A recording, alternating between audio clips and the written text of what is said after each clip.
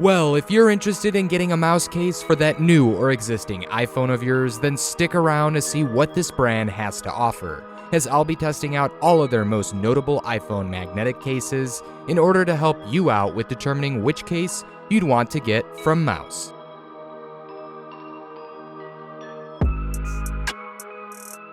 What's up everyone, and welcome back to Tech Up.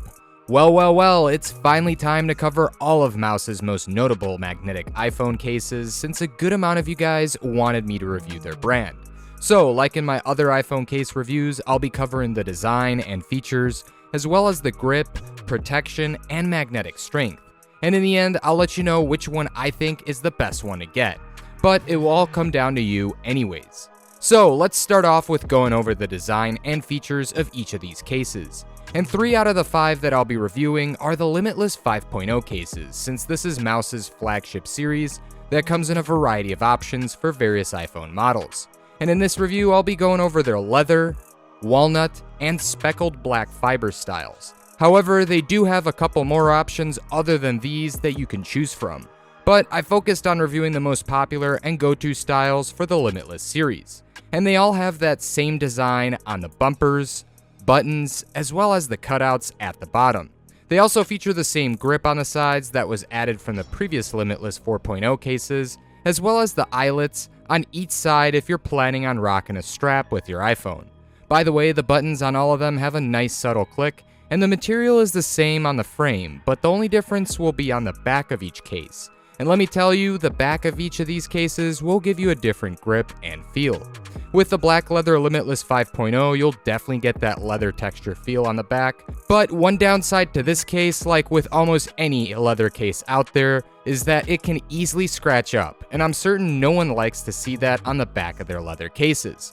But it happens. As for the walnut version, you get that smooth and nice wooden shine to it, and unlike the leather version, this one will be more scratch resistant to those light and small scratches. As for the black speckled fabric version, this one out of all of these was hands down one of my favorite, because not only does it look nice, but the fabric gives you the best grip on the back. Plus, it's also pretty scratch resistant. Maybe one downside is that it can get a little dirty over time and pick up unwanted debris, but hey, it's a black speckled back, so it's less noticeable. Now, in terms of protection, these Limitless cases by far are one of the best out there, especially for the screen of the iPhone. And I really mean that after testing out several variety of iPhone cases over the years on this channel. The AeroShock protection inside the cases, as well as the interlocking TPU frame that really doesn't exhibit that much flex, and their raised lip on the front of the case that's raised even higher towards the top and bottom of the phone, gives your iPhone solid protection. And as someone who's had and used the Limitless 4.0 and 3.0 cases, I can truly say they really deliver in protecting your iPhone. And you can definitely get a sense of that when putting them on or taking them off your iPhone with its rigid fit. Now, moving on from the Limitless cases, Mous also offers a clear Magsafe case. The Clarity 2.0 is a case that comes with a crystal clear backplate, but you can also get it in a bold, translucent, iridescent backplate. And it's available in various iPhone models going back to the iPhone 14. So after testing this case out here, it's similar to how it's designed and constructed like the Limitless cases.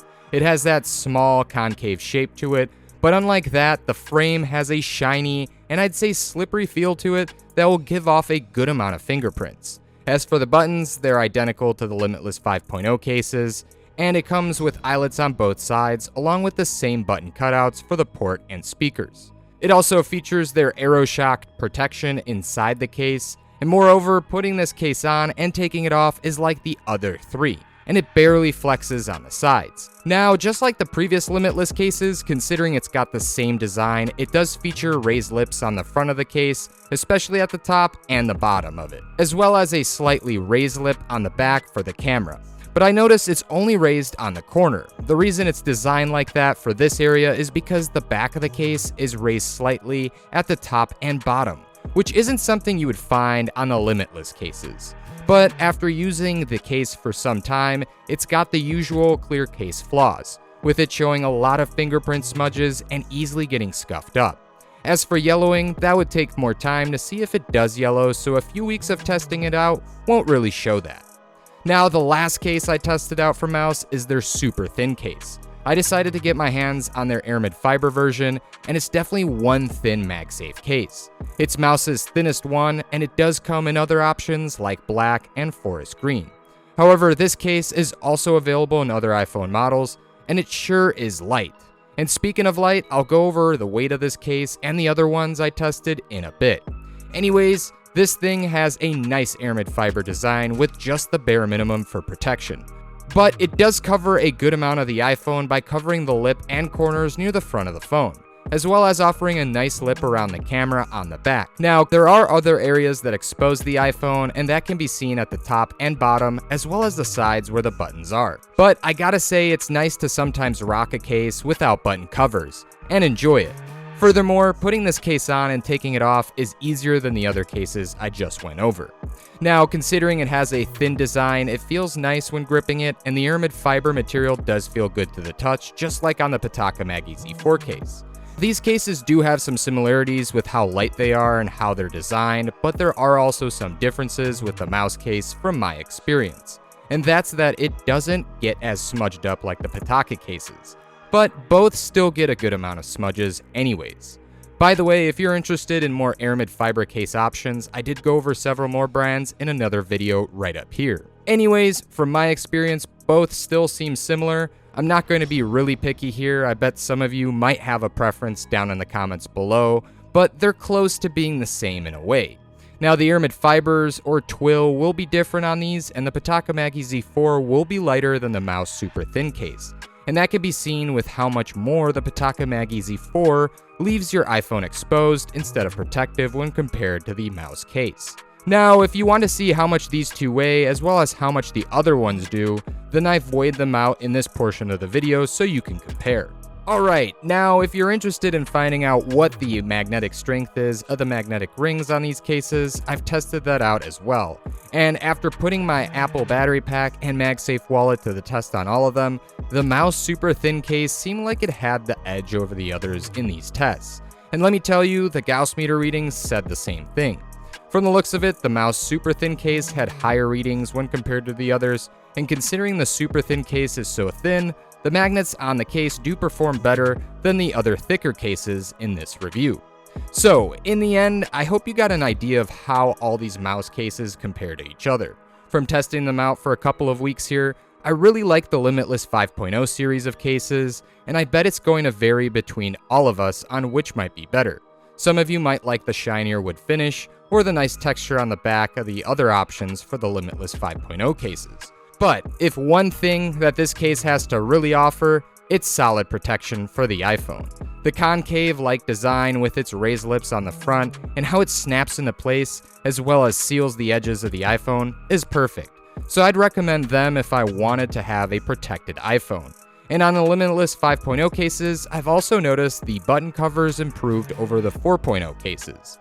Now, on the opposite spectrum, the super thin case won't be as protective, but it does give a nice thin coverage, which is good enough when I'm not going out and about. Plus, it tends to run a little bit cheaper than the Pitaka Maggie Z4. As for the Clarity 2.0 case, it's essentially like the Limitless 5.0 cases, but with a much more slick, shiny, and slippery frame and clear backplate. That's pretty much it, and I'm not someone who's a fan of clear cases because of my OCD with fingerprint smudges all over them. I just don't like constantly needing to clean a clear case.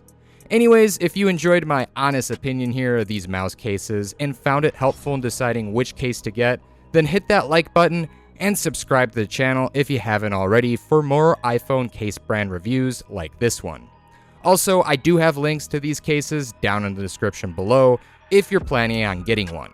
As always, guys, thanks for watching the video and supporting the channel, and I hope to see you back here for another review.